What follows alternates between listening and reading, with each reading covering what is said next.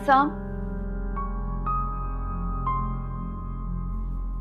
मुझे तुमसे बात करनी है।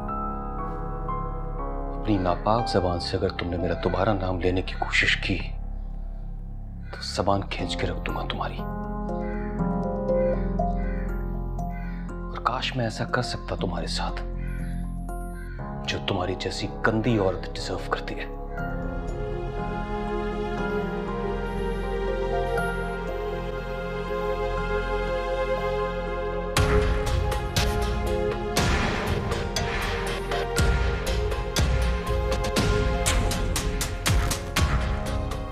तुम चलो अपने कमरे में, चलो।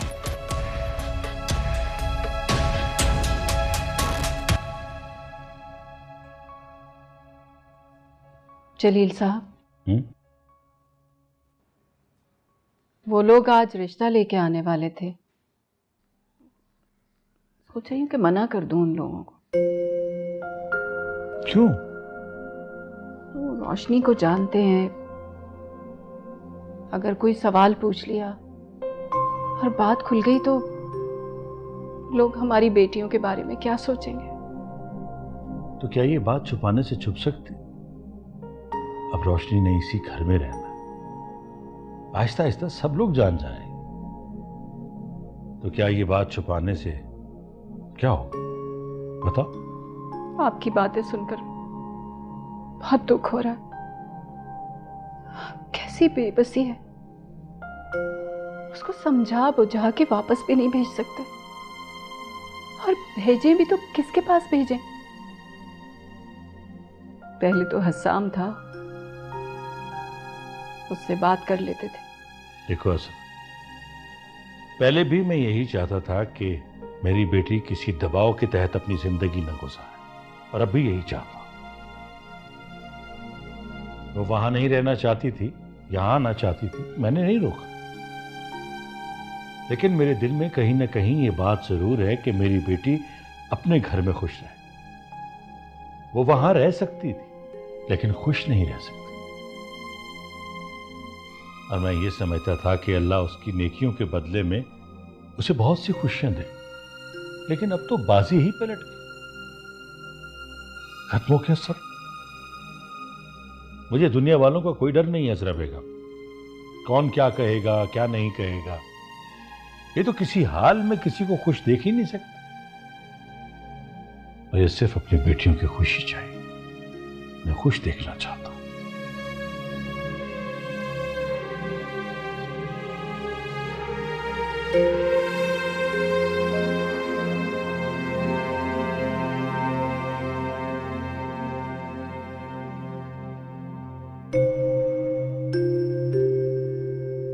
क्या जरूरत थी तुम्हें अभी उससे बात करने की? इतनी जल्दबाजी करने की क्या जरूरत थी? अभी तुम अच्छी तरह जानती हो कितने गुस्से में। मैंने जो कुछ भी किया आपके कहने पे किया, और सब कुछ गलत हो गया। क्या आंटी उसका गुस्सा कभी ठंडा नहीं होगा? अच्छा, अब तुम भी मुझ पर ही इल्जाम लगा दो। अभी तो वो मुझे इतनी बातें सुनाकर गए कि तुम्हारा कोई ना कोई साथ दे रहा है। जाहिर सी बात है उसका इशारा मुझ पर ही है ना। तो क्या ये सच नहीं है? अरे कैसे सच हो सकता है? बिल्कुल गलत है। क्या तुम नहीं चाहती कि तुम्हारी हसाम से शादी हो? क्या तुम नहीं चाहती थी? मैं तो बस इतना ही चाहती थी ना कि तुम्हारी उससे शादी हो जाए और हमें भी निजात मिल जाए उस रोशनी से। बताओ समरा, जवाब दो मुझे। तुम ये नहीं चाहती थी कि तुम्हारी हसाम से शादी हो जाए और इस घर में तुम राज करो और निकल जाए वो रोशनी इस घर से? जवाब दो, चुप क्यों हो? और दूसरी बात ये, मैंने तुम्हें कब कहा था कि हसाम पे इतना बड़ा इल्जाम लगा दो? ये सब कुछ तुमने अपनी मर्जी से किया था, मेरी इसमें कोई गलती नहीं है। बस जो भी हुआ मैं अपनी गलती एक्सेप्ट कर लूंगी। बस मैं इससे ज्यादा नहीं कुछ कर सकती। मैं बैक ऑफ होना चाहती हूँ आंटी। अच्छा, तो तुम सबको ये बताना चाहती हो कि सब कुछ तुम ही कर रही थी और तुम गलत हो? मैं बिल्कुल ऐसा नहीं चाहती हूँ। अब कोई कसर बाकी रह गई है आंटी? देखो समरा, अपनी गलतियों से सीखने की आदत डालो, तभी जिंदगी तुम्हारे लिए आसान होगी। और कम से कम उस बात पर तो कायम रहो ना जो तुम कर चुकी हो। कम से कम उस मकसद पे जिसके लिए हम दोनों जलील हो रहे हैं। चलो शाबाश।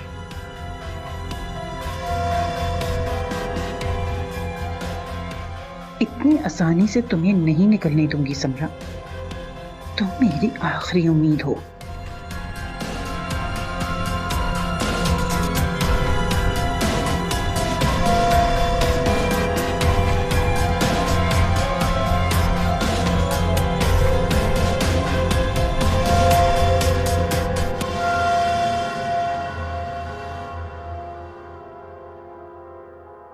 हाँ हेलो हसाम बेटा, कहाँ हो तुम? जी वो पापा, मैं तुम क्या रोशनी की तरफ नहीं गए? पापा मैं कैसे उसके सामने जाऊं, किस मुंह से उसका सामना करूं? मैंने उसका तुमने उसका एतमाद नहीं तोड़ा, बल्कि तुम दोनों समरा की साजिश का शिकार हुए हो। अब इस मसले को सॉर्ट आउट तो करना पड़ेगा ना। तो मैं क्या कहूंगा उसके सामने जाकर? देखो, अगर तुम सच्चे हो तो तुम्हें कुछ भी कहने की जरूरत नहीं है। और वैसे भी माशाल्लाह रोशनी अपनी उम्र से ज्यादा समझदार और बाशऊर लड़की है। पापा मुझसे नहीं होगा। रोशनी अभी अपने घर पर है और उसके पेरेंट्स के सामने ये बात कोई छोटा मसला नहीं। देखो बेटा, अब चुपचाप बैठने से तो ये मसला हल नहीं होगा ना। अगर तुम रोशनी से बात नहीं करोगे तो सब यही समझेंगे कि समरा ने जो कुछ भी कहा है वो सच था और तुम वाकई डर गए हो। और देखो, तुम रोशनी के शौहर हो, कम से कम तुम उससे इतना तो सीख लेते कि सच्चे को डरने की जरूरत नहीं पड़ती। समझे? जी ठीक है। चलो जाओ और उससे बात करो।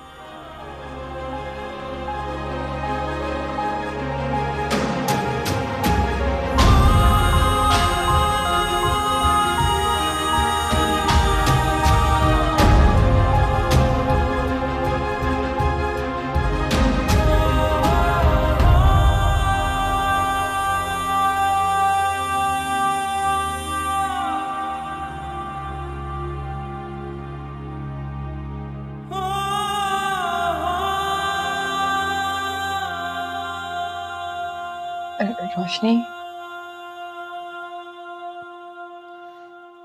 देखो तुम जितना जल्दी हो सके खुद को संभाल लो प्लीज। देखो मैं जानती हूँ कि तुम हसाम भाई से बहुत मोहब्बत करती हो और वो भी तुमसे, इसलिए मैं चाहती हूँ कि तुम क्या चाहती हो मैं चाहती हूँ कि तुम हसाम भाई को बस एक मौका और दे दो। वो हरगिज़ बुरे नहीं है रोशनी। मैं मानती हूँ कि उनसे एक गलती हो गई है और तुमसे अच्छा किसी की गलती माफ करना भला कौन जानता है रोशनी। काश कि उन्होंने कुछ ऐसा किया होता कि मैं उन्हें माफ कर सकती।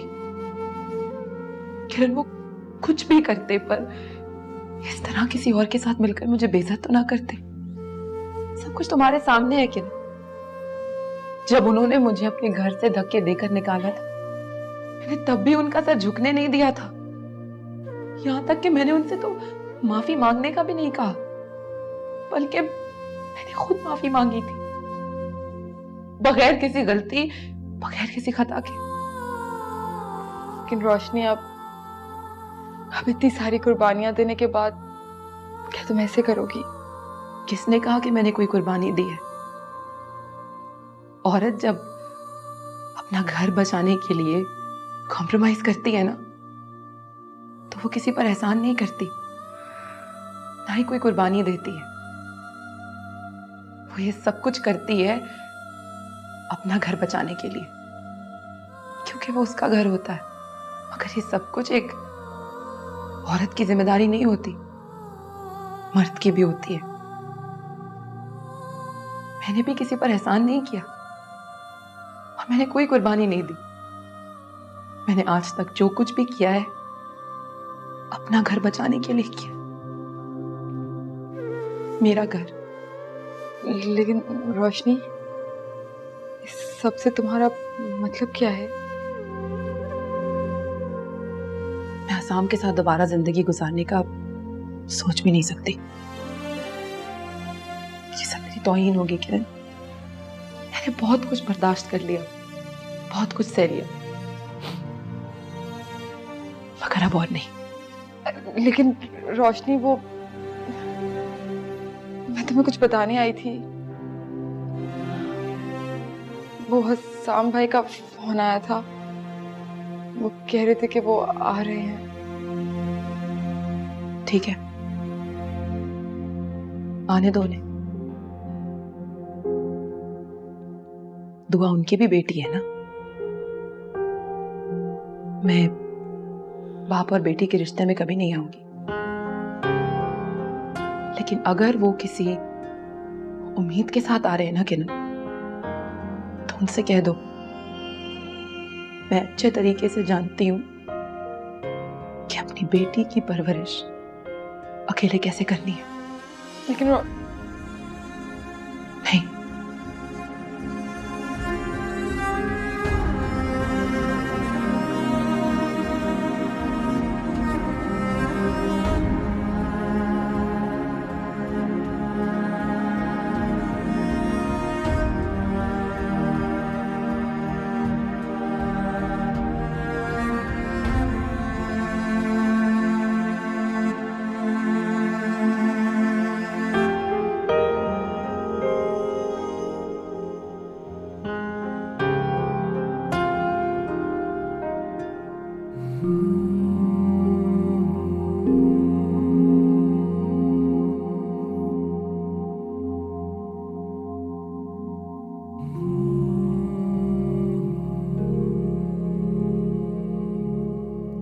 अंकल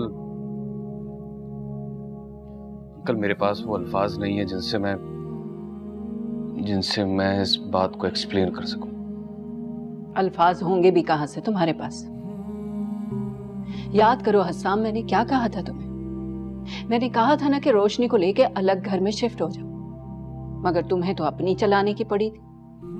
अगर वक्त पे मेरी बात मान लेते तो आज जो तुम्हारी माँ के घर में उसकी भांजी आई हुई है वो वहीं से होके चली जाती, कुछ भी ना होता ऐसा। जी आंटी, इसे आप मेरी गलती कह सकती हैं। मैं ठीक वक्त पर फैसले नहीं कर पाता। हर बार कोई ना कोई मसलहत आड़े आ जाती है, लेकिन कभी भी मेरा ऐसा हरगिज इरादा नहीं रहा जिससे रोशनी को कोई तकलीफ हो। मेरा ख्याल है कि अब इन बातों का कोई फायदा नहीं। जो होना था वो तो होके खत्म भी हो गया। मैंने कभी तुम्हारे घर के मामलात में दखल नहीं दी, लेकिन अब मैं ये चाहता हूं कि मेरी बेटी समझौता ना करे। और हाँ, ये भी चाहता हूं कि तुम और रोशनी किसी दबाव में आकर कोई फैसला ना करो। अब क्या फैसला होना है? जो होना था वो तो हो चुका है। सारी जिंदगी मेरी बच्ची इनके माँ बाप, इनके भाई की चालाकियां, उनकी बदतमीजियां सहती रही है। और अब डिठाई देखिए जरा, सामने बैठकर झूठ मूठ की शर्मिंदगी दिखा रहे हैं। मेरा ख्याल है कि आसाम को मौका देना चाहिए, वो रोशनी से बात करे। बरखुरदार मेरी राय है कि तुम रोशनी से मिलो, उससे बात करो, और अगर तुम दोनों के बीच कुछ बाकी रह गया तो इस रिश्ते को बचा लो। बात करो उससे।